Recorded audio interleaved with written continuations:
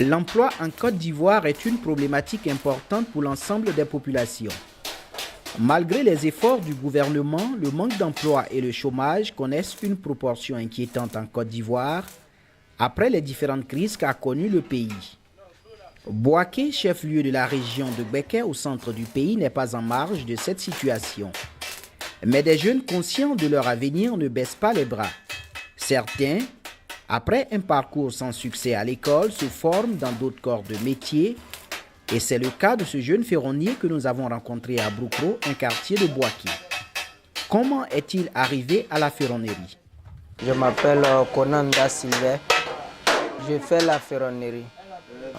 Après l'école, c'est là que j'ai commencé à apprendre la ferronnerie.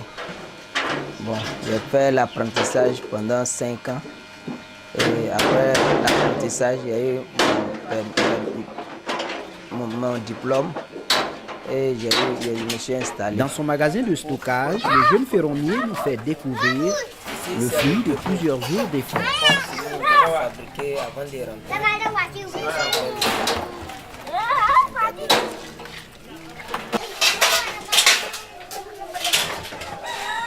Aussi le portail, là c'est de l'autre côté.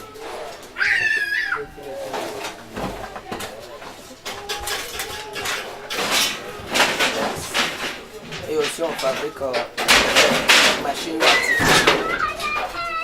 Machine d'artifice.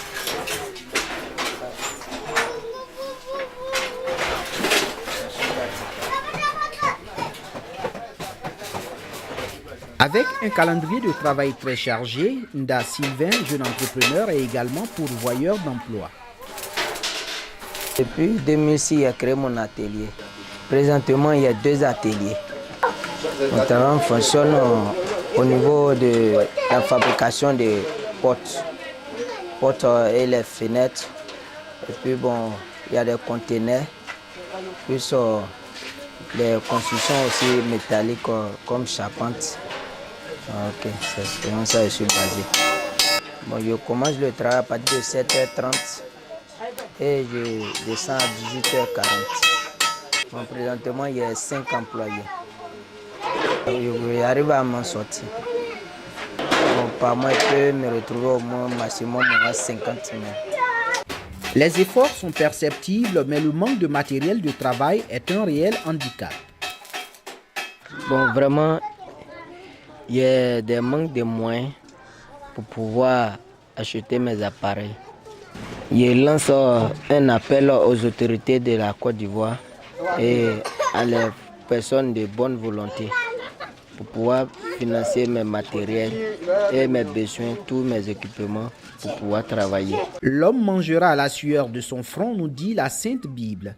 Sylvain Nda appelle la jeunesse à l'entrepreneuriat et à la responsabilité.